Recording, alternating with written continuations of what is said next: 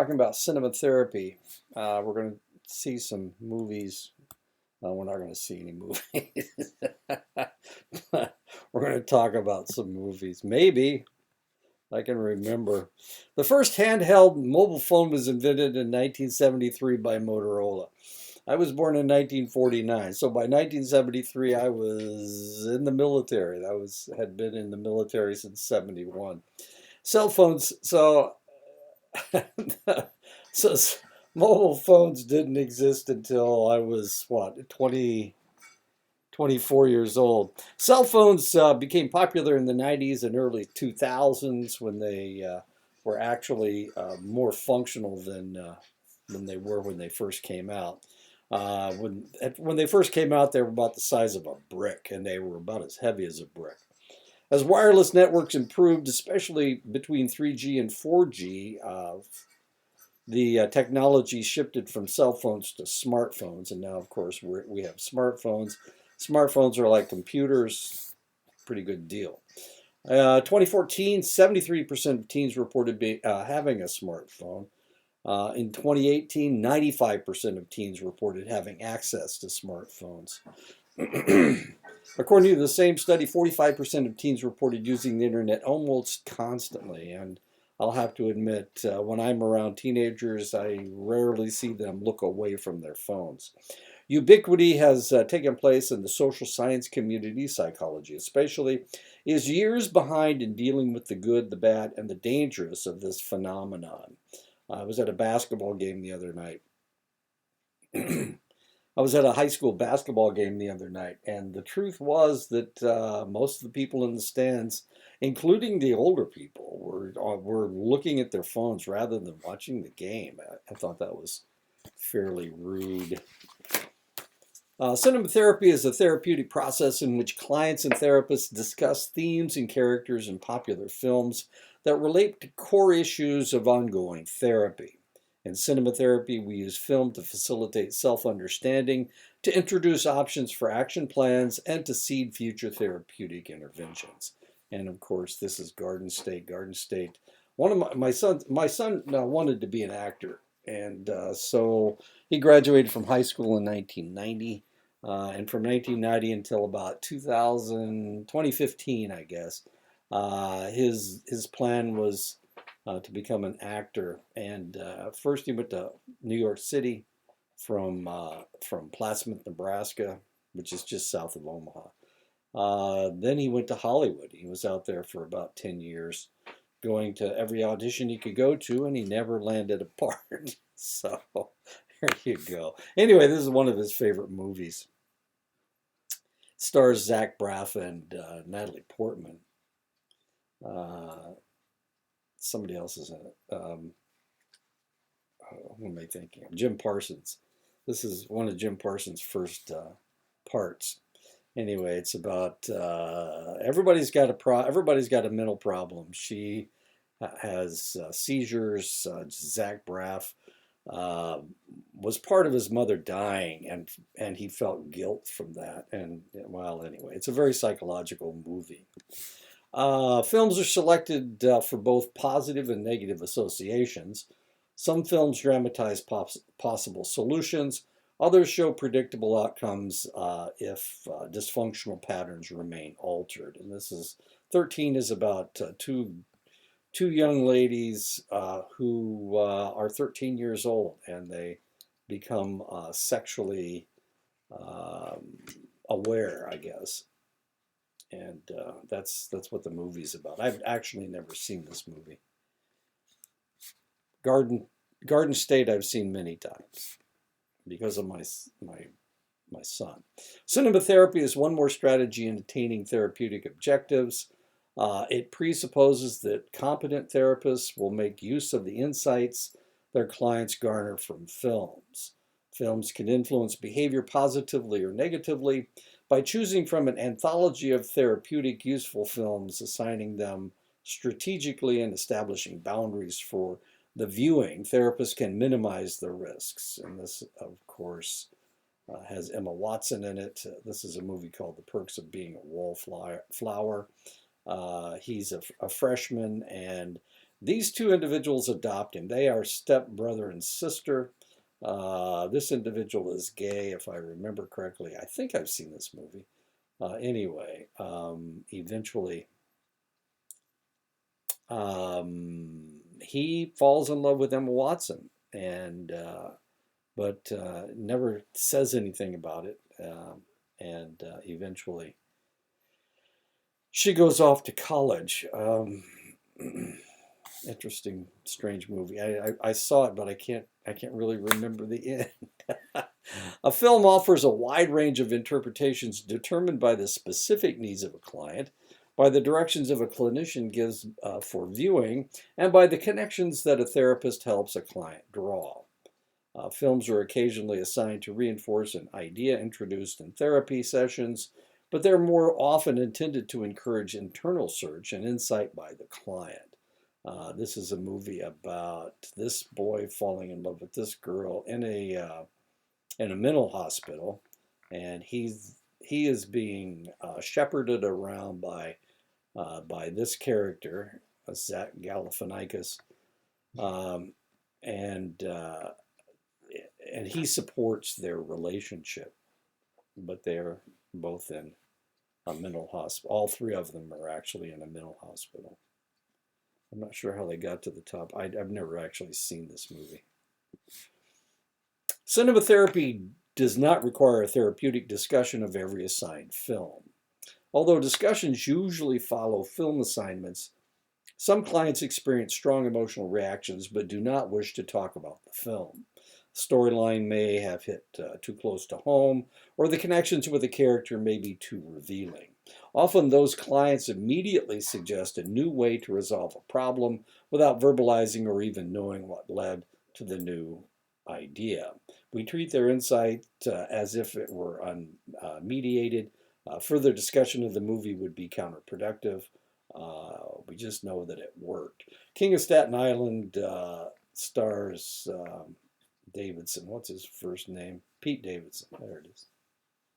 Pete Davidson. Those are actually his tattoos. He's the son of a fireman that was died in the line of duty, and because of that, he wants to become a fireman, but he can't because he has mental illness, and it's about him. It's about him trying to take care of his mental problems while dealing with everyday problems. He has no job, and I've actually never seen the movie. I've just read about it.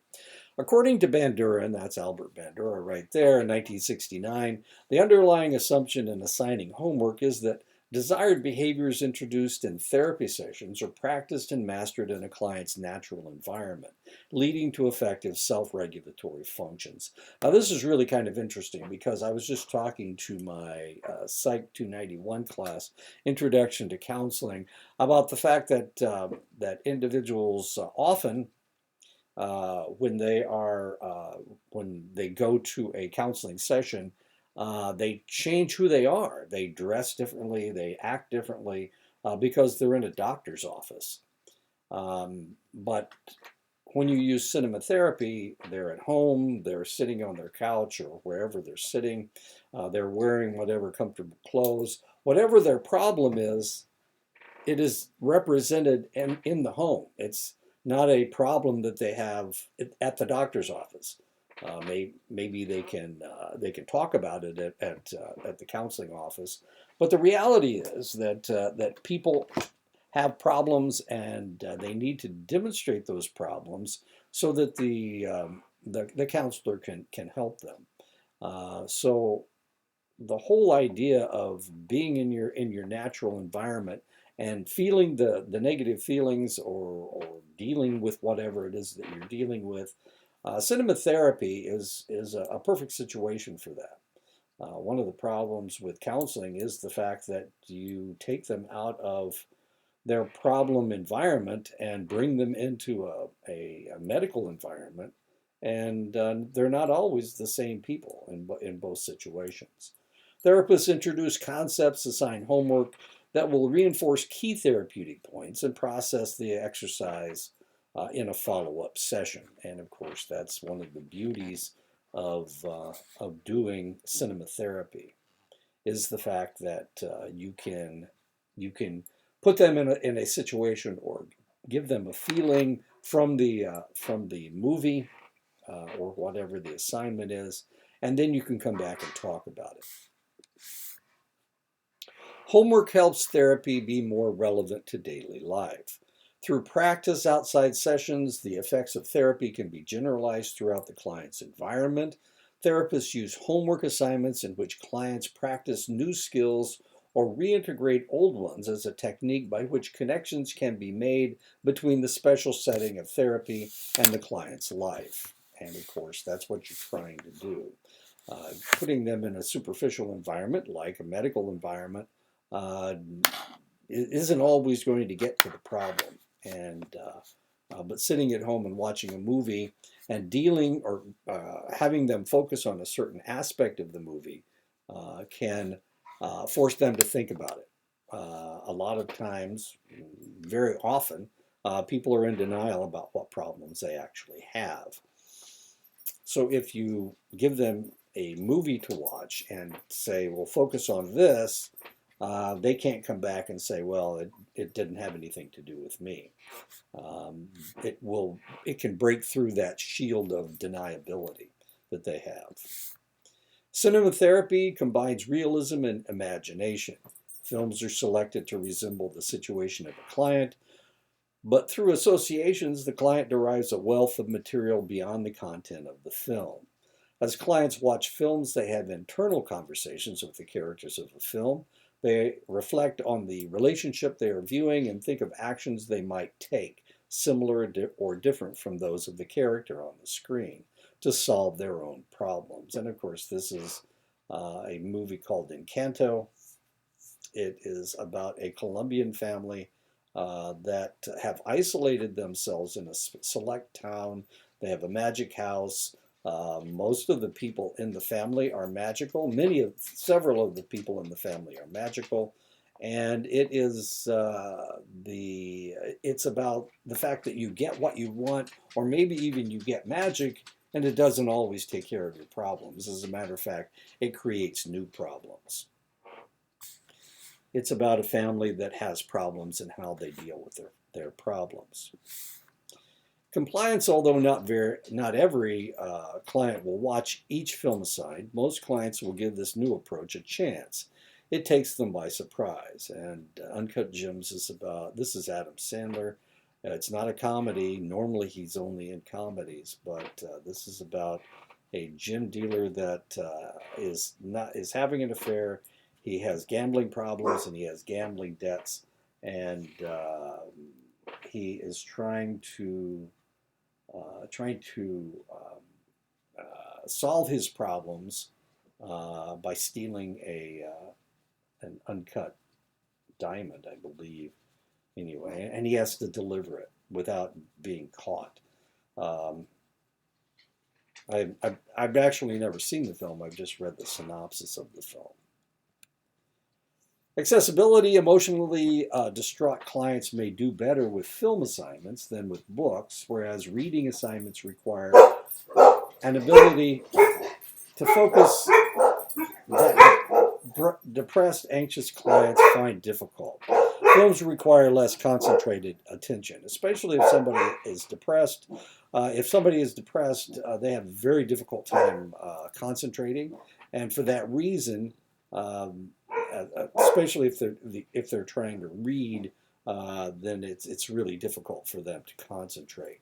However, watching a movie is not an active thing. It is a passive, and the film um, can play as they're sitting there. It can play, and they're more likely to be able to deal with a movie than they are reading a book. Adolescents, in particular, are almost always willing to watch film. Reading, of course, is something that has become unpopular lately. I read all the time. My wife reads all the time, and that may be one of the reasons why we're still together. Because we're both so boring. Availability, movie watching can be shared by families even when other family members have not participated in therapy. And I don't remember what. There was something about Iron Man 3. I don't remember what it was. Curiosity, because the rationale for using films is carefully explained. Cinema therapy assignments seem logical to clients, but the films that are picked are sufficiently removed from the problem at hand to potentiate clients' curiosity. Paper Towns, really fascinating. This girl has a problem, and this boy is her next door neighbor, and he's always been in love with her because she's so cute and she's so adventurous, and he's not any of that stuff. So one night she takes him on a one of her rambles where she's um, punishing people for doing negative things to her, and then she leaves. She just disappears. And Paper Towns has to do with the fact that map makers will create they will create places on the map that they refer to as paper towns that don't actually exist, just to allow allow individuals to. This is before GPS. They created these paper towns out in the middle of nowhere that weren't real places, that were equidistant between this or that or something, and that's they called them paper towns. I've read the book actually. It's really a very good book, and I have watched the movie. Book's better than the movie, so but people don't read. They watch the movie. I got more out of the book certainly than I got out of the movie. Familiarity, films are familiar, part of the vernacular of the client. Hence, they require no leap to a specialized language, sometimes encountered in structured homework. Welcome to Me. This is a movie with Kristen Wiig. Turns out she wins a lottery or something, and she has lots and lots of money, and she buys a TV slot, and she just starts making television shows about kind of like Seinfeld, about nothing. It's really kind of interesting. I've never, like I said, I've never seen them. Well, I've never seen this movie. I've only read the synopsis. Rapport, I'm sorry. Rapport. Much of a client's life is outside the direct experience of the therapist. Films shared by clients and therapists deepen therapeutic alliance by providing an experience that they have in common and by putting the therapist and clients on more nearly level ground. Matchstick is about a con man. Nicolas Cage is a con man, but he's also obsessive compulsive, and it really gets in the way of being a con.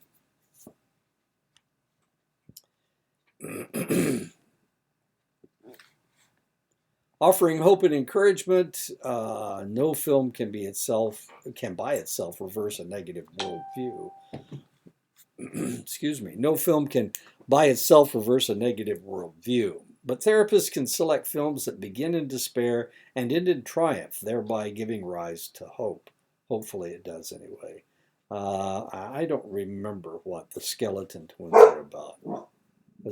They're half brother and sister, but that's all I remember about the movie. And evidently it's hilarious and heart-crushingly real. A pair of knockout performances. Reframing problem, the meaning that any event has depends upon the frame in which it is perceived. When the meaning changes, the person's responses and behaviors also change. In practice, reframing occurs when a therapist draws different conclusions about an event than what clients have concluded. And this is a movie about this little girl going to a beauty contest in California, and they live in New Mexico or Arizona, so they have to make it all the way over to California within a certain amount of time, and it's the truck doesn't run very well. I think it breaks down at some point. Alan Arkin's in it. Greg Kinnear. Anyway, it's about them trying to make their way across the desert. Little Miss Sunshine. Reframing problems.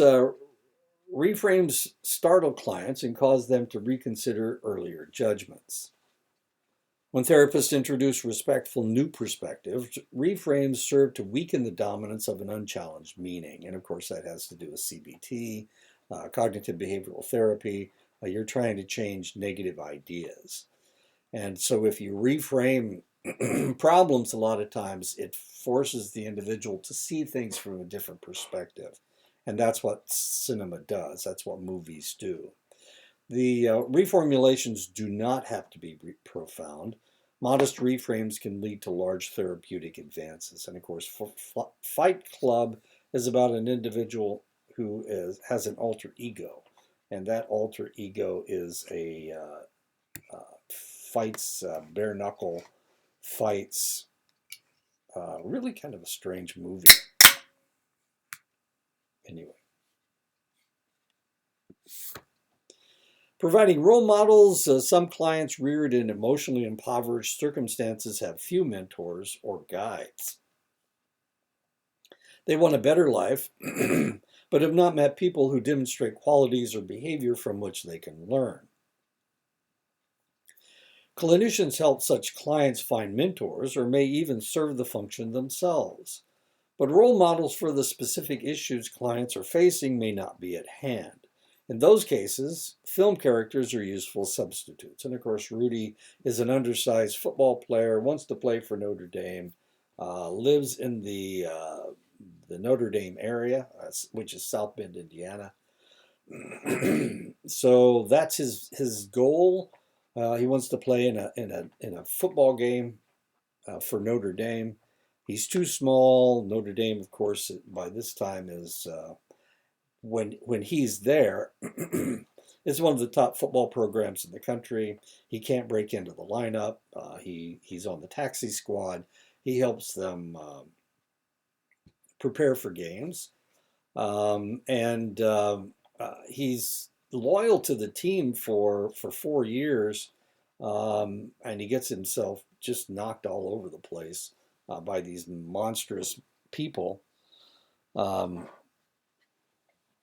Who are many of them become professional football players, of course, but not Rudy's too small. And in the end, of course, he gets to play in the last game, but they have to sacrifice all of these things in order for him to do it. A lot of things have to take place in order for Rudy to play one set of downs, and that's what happens. Identifying and reinforcing internal strengths. Many contemporary therapists focus more on identifying internal resources than on exploring clients' psychopathology, building on strength rather than weakness. Viewed from the perspective, clients are not dysfunctional so much as they are unaware of their assets and the means by which they can access them. This is a movie about...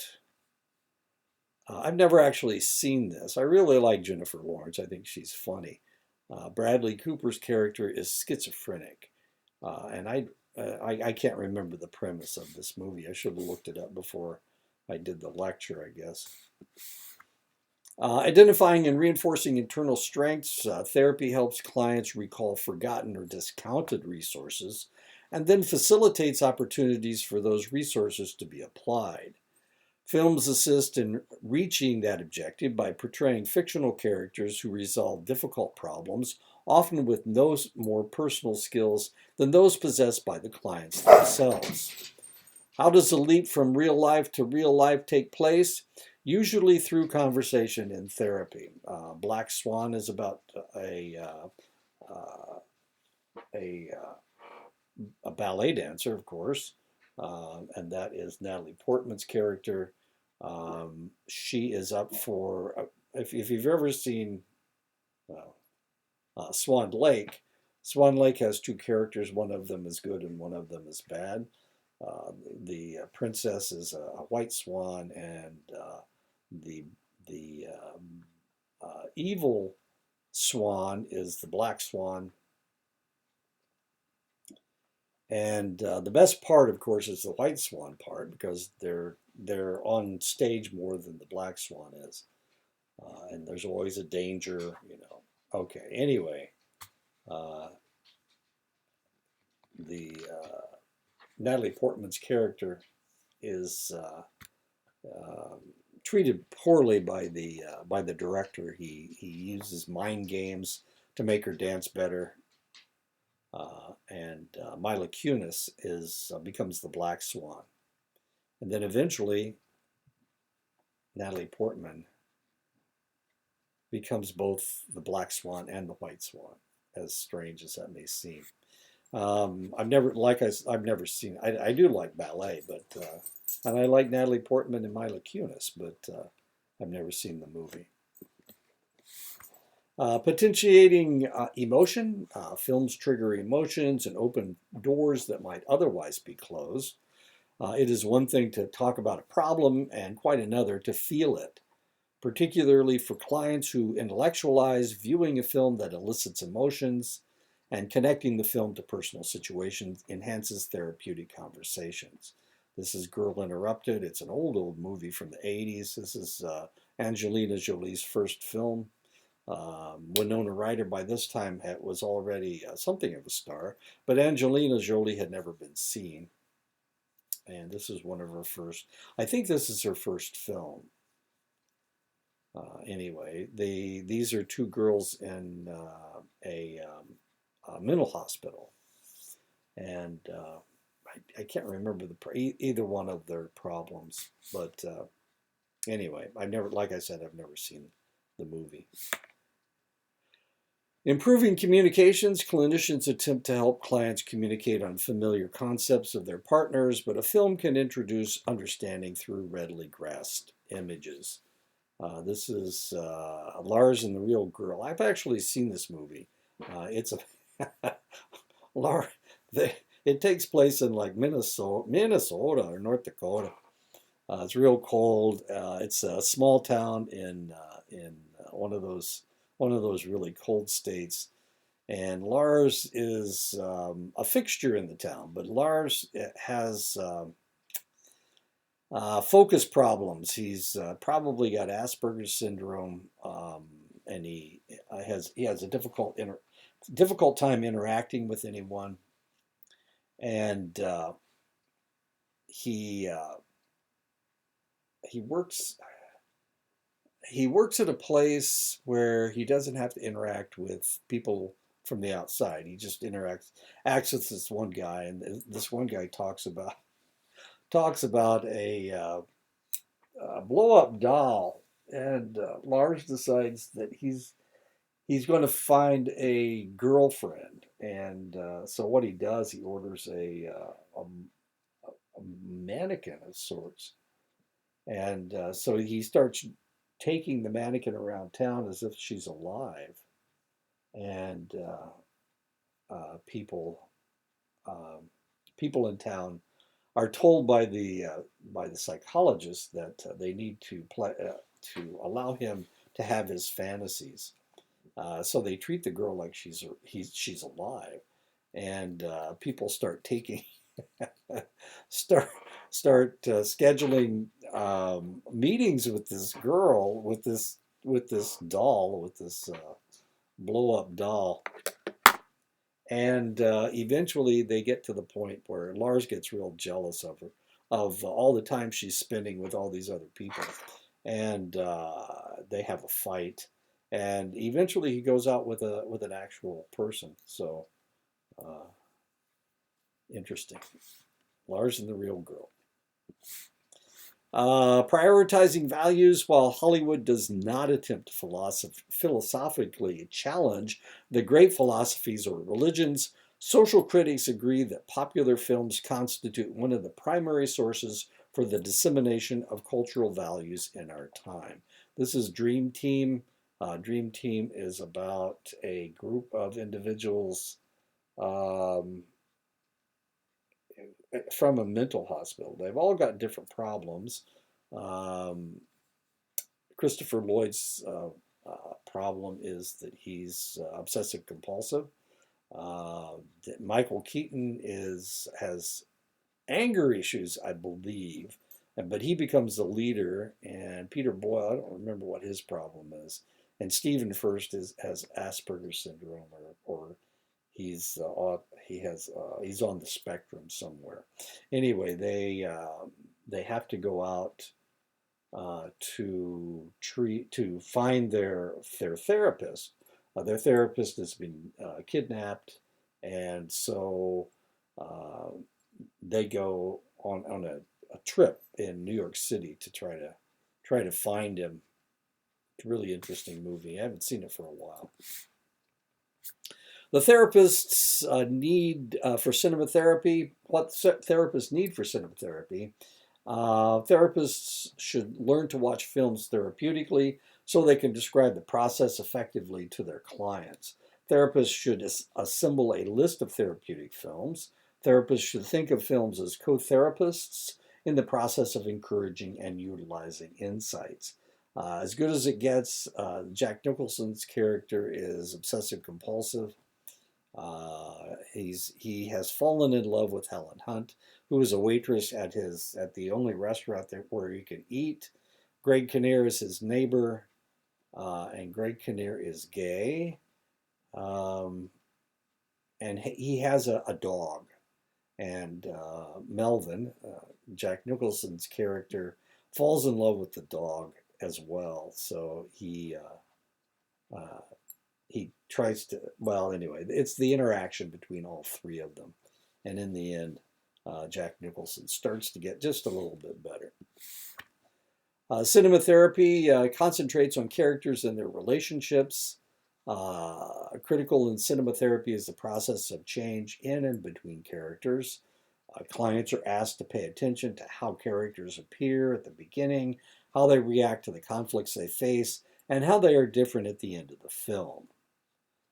Clients should note how relationships improve or deteriorate through the film, what each character does to make things better or worse, and how the character appears to feel in response to changes. And the Virgin Suicides, I read the synopsis, but I don't really remember this one.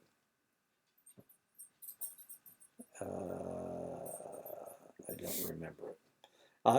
In cinema therapy, the client is encouraged to articulate their identifications, which characters elicit the most and least personal identity, what behaviors would the client like to adopt, how are the issues similar to the client's own issues, is a character approach to problem solving like the client's, um, what feeling does a client associate with a character, and are these feelings familiar? This is Good Will Hunting. Good Will Hunting is Ben Affleck and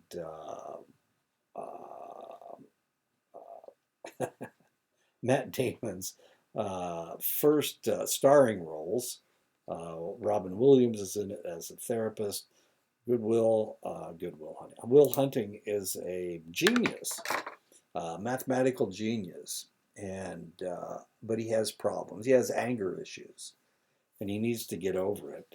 And the anger issues comes from the fact that he was abused as a child, and that's what Robin Williams has to get him to talk about. Since he's so bright, he reads all constantly. He reads everything, knows lots of different things. It's difficult to get him to talk about his problems, because what he wants to do is he wants to deflect the conversation and with all this intelligence that he has. So what he has to do is he has to confront somebody that is a little quicker than he is, and that's Robin Williams' character. Clients are asked to consider the film's unique voice. How does the film's voice differ from the client's families or friends, and what new perspectives do they hear? What is the new message? What action does the film encourage? How viable are the ideas in the film? If these ideas are potentially useful, how can the client put them into practice? If the ideas are impractical, can they be modified to work for the client?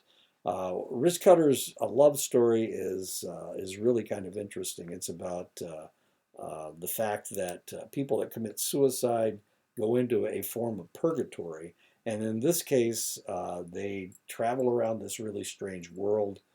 Um, these two are, well, as you can see, the jumpers go this way, the drowners go this way, and the wristcutters go this way. And I think they are both wristcutter. No, I think they're both jumpers. Anyway, they're wandering around. Um, they're wandering around purgatory together, and they fall in love, and that's actually saves them. Strangely enough, I've never seen the movie. I can't. I keep wanting to see it. As a matter of fact, I think I'm going to write it down so that the next time I look at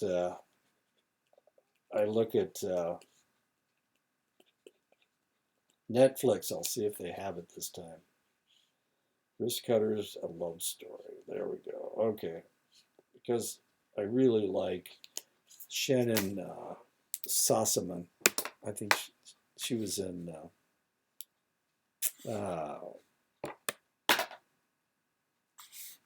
a couple good movies. Almost any film that the client likes can be used productively in therapy, but only if the therapist treats a client's preferences with respect and enters into the exercise with a sense of curiosity about why the client picked that film. Joker, starring Joaquin Phoenix. There have been lots of movies with Joker in it. Joker is representative of bipolar disorder, I believe, or schizophrenia. I don't know, but I've never seen the film, but evidently does a really good job.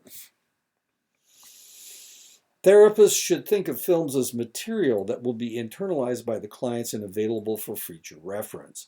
Clients remember characters from films and can repeat key phrases and sequences long into the future.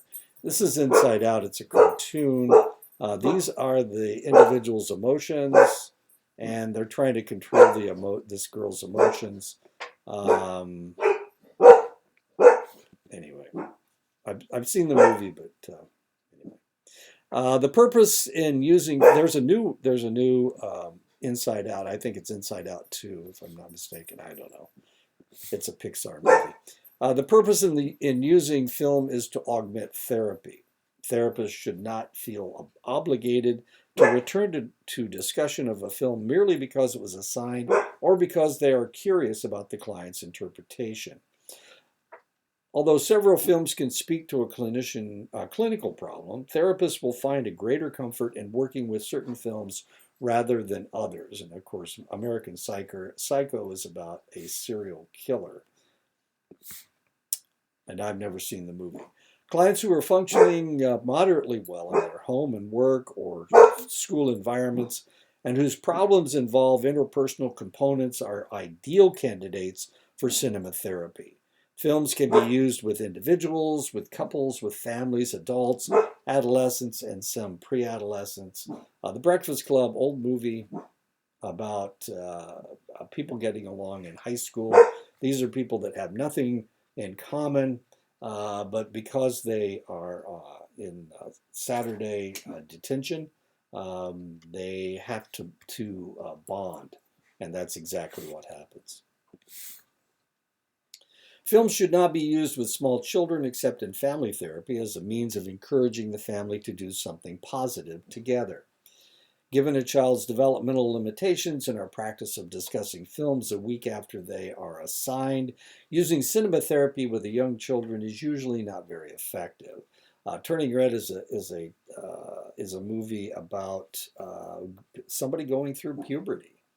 and um, breaking away from their family and becoming their own person. Clients with serious psychiatric disorders are not candidates for cinema therapy. They won't understand them. They will they won't deal with it properly. This it's only for people with minor mental problems, with mental illnesses. Somebody that's schizophrenic, somebody that's bipolar. Their thought processes are too disrupted in order for them to get anything out of movies. They will focus on the wrong thing. Because clients usually view films in their own homes rather than the office, it is difficult to deal with issues that come up during or immediately after a viewing. And so that you have to be really careful as to what you assign individuals. If they're having a psychotic episode, they're not going to get anything out of a film. The risk is too great to assign cinema therapy to clients who have trouble distinguishing reality from fantasy. But the risk is true as well for non-psychotic clients with severe symptomology. Therapists should not assign films that they believe in their clinical judgment might cause a client distress. You got to be really careful. Kevin, I don't really remember what this one's about, but it was a Golden Globe, had a Golden Globe nomination. Clients may not know when a film will be helpful, but they almost always know when it will be too hard to take. When clients are more vulnerable, describe the film in far more depth than with clients who are more resilient and less emotionally distraught. Still, Alice is about Alzheimer's disease, if I'm not mistaken. Cinema therapy assignments are very successful with couples. However, if there is violence in the home, film assignments should not be used. Films should not be assigned to clients who have had recent traumatic experiences similar to the characters in the film. The number 23, and I don't really remember, this is Jim Carrey, but it's not a funny movie. If a therapist thinks that a certain character in a film fits the client in ways that will be offensive, the therapist should not assign the film. If the client expresses a dislike of films in the intake interview, cinema therapy should not be used. Split is about a man with multiple personalities. He has, and one of his personalities is quite the monster, and he has captured two young ladies, and he has tied them up, and it's about his interaction, his different personalities' interaction with the two women. Since cinema therapy was developed, negative reactions to films assigned by the therapist have been rare. The worst case scenario appears to be when clients indicate that a film seems off target and irrelevant to their needs. Usually a second film assignment will prove more successful, especially if the second film is chosen by the client. And I've never seen Benny and June, and I'm not really sure what it's about. It's got Johnny Depp in it. In the client's choice of movies, the therapist can find clues to their working role models, ideal self-image, internal resources, potential goals, perceived obstacles, degrees of imagination and creativity, and overall philosophical life. The Notebook is about two people remembering how they met and why they fell in love. It's by Ken Sparks, and I just can't stand. He always kills the guy off. The man always dies. Anyway, that's it. We'll talk again next week about cinema therapy. I think one of your assignments is to give a better explanation of one of these films than I did. Some of them I didn't even remember. So there you go. I'll talk to you again next week.